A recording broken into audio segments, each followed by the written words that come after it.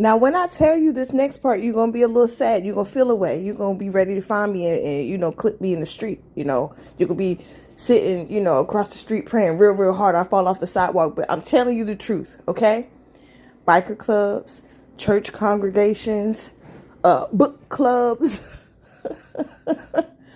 all of these nonsense things that bring a collective of people together under one ideal.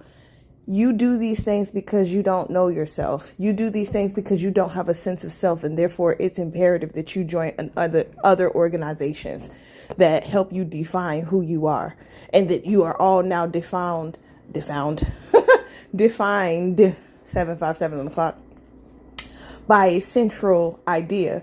But the fact that you, being an individual created by a creator, being created by God, you should never be exactly like somebody else. You and several other people in an organization should never be walking around with the same title. That's just my theory. Now, I say that as a person who's never been a part of any organization or group, because I don't need an organization or group to define me. I get to justify who I am. And you can like it or love it or not. I don't care. Okay? As I've mentioned before, when I decided I wanted to be Goldie, nobody called me Goldie. Before last year, when I went to jail, nobody was calling me Goldie. And as a matter of fact, people who knew I was becoming Goldie, they mocked it. My child included. My ex included. Oh, wait, you're Goldie? Yeah. Brick house? Yes, I am.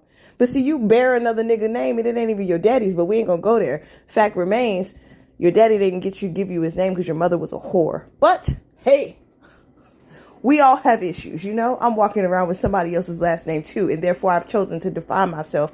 You keep on vying for a dead man's attention, out here putting everything on your daddy. I promise on my daddy grave, and your dad hates you. And he hated you when he was alive too. But we're not going to go there. Fact is, y'all keep joining these groups and organizations because you don't know who you are. And other people won't respect you if you don't have a title, a man-made title. They don't respect you because you walk in a room. They don't respect you because you allow your presence to speak for itself. They don't respect you because you hold any weight, value, or power, even with your mouth closed. Y'all don't have that. And I know you're like, well, shit, you talk shit on the internet every day. Yeah, but when I'm out in the world, I don't do that. When I'm out in the world, people have a reverence for me.